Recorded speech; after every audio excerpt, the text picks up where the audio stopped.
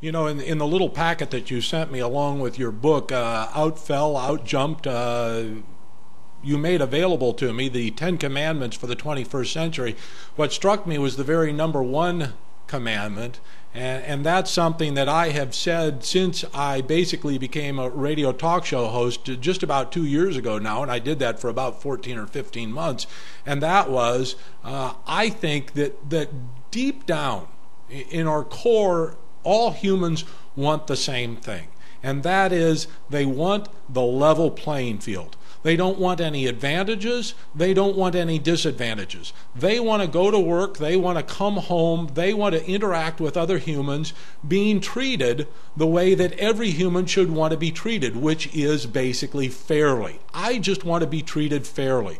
I don't want to be discriminated against because of my sex, because of my age, because of my skin color, because of my beliefs. I just want, what goes around comes around, and I want to be treated fairly. And of course, your first commandment is treat others as you would reasonably want to be treated if the roles were reversed. Do you agree that most humans at their core have that desire? Basically, I think when you say most humans, I think most humans with half-decent background, yes. There are sociopaths in the world. Sure. There are haters. There are people who are incorrigible and cannot be brought to be rational. And that's why we have prisons, to protect society, that sort of thing.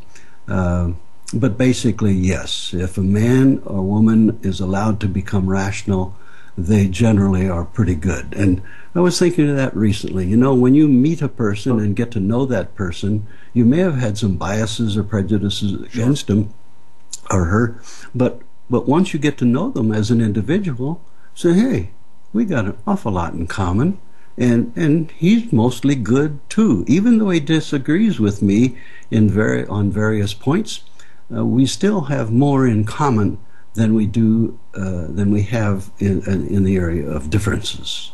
And I think it's important that we internalize that thought and live accordingly. So that, in our pluralistic society, if you don't do that sort of thing, I don't think you're going to be at peace and enjoy life nearly as much as you otherwise could. Let me tie this whole thing up. Last night on my show, I played a commentary that Keith Olbermann had done on his show, Countdown, Monday night, where he said at the very end of his commentary, as a country, as a nation, as a society, we move towards the light. We don't move back towards the shadows. And people who would scare us into the shadows don't realize it, but society generally moves towards the light. We don't get stupider, we get smarter. In 2010, with all the religious fundamentalism, both Christian and Muslim and Judaic, that is happening in this country, do you think, at your age, do you think that we are truly moving towards the light? Well, I'm going to quote an old conservative here. Ronald Reagan said, "The facts are such stubborn things," and how true that is. And science, as we progress through the decades, learns more and more facts, and more of us learn more of those facts, and so we get freed of the old childhood darknesses. And Obermann was using a nice figure there when he said we move toward the light. And at first I thought he said we move toward the right, and I says, oh no, not Obermann too. But anyhow,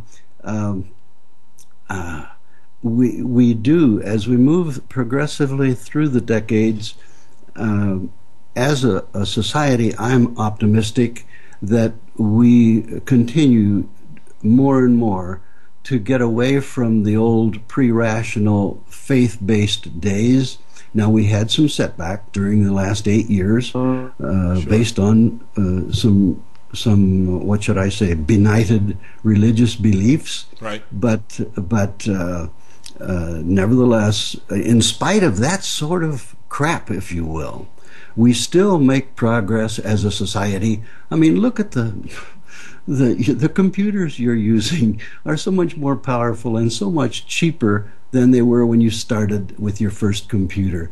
Our telescopes and microscopes are so much better. So we learn more and more of reality. And as we do that, and as these kids today communicate with each other, their perceived facts, and there are so many of them out there that they're contacting so wonderfully, that the kids are leaving the churches in droves, and this is most hopeful.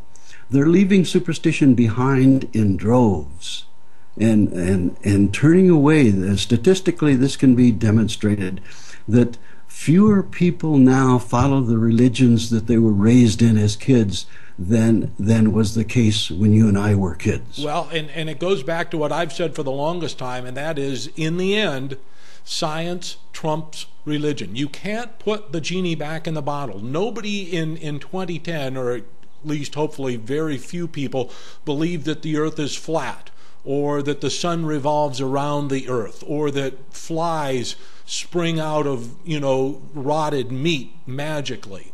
You can't put that genie back in the bottle, and as we learn more about the human genome and microbiology and particle physics and whatnot, the old explanations that the biblical scholars use to explain those simply don't make sense to growing numbers of people. Absolutely correct. Facts are such stubborn things, but sadly we still have people who are victims of blinding faith. We have a politician, actually a fairly prominent politician here in Arizona, who holds that the earth is about 6,000 years old. And now this is pathetic. And you're never going to convince him. And the unfortunate thing is that because he's in a position of authority, people say, well, look at him. He can't be wrong. He's a politician. He should know better.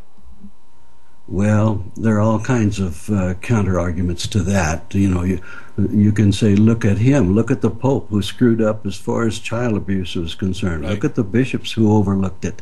Look at them. You can get bad examples for wherever you look for them. You can get good examples, when you look hard enough.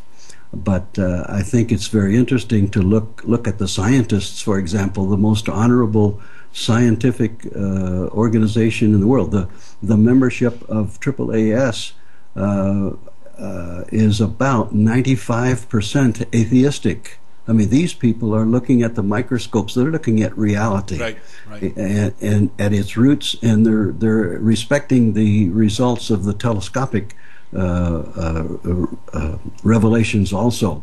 So as we face reality more and more and more, we rely less and less on the fantasy world and the world of superstition and wishful thinking. Well, like Oberman said, we move towards the light. Look, thank you very much, Dr. Ewell, for talking with us.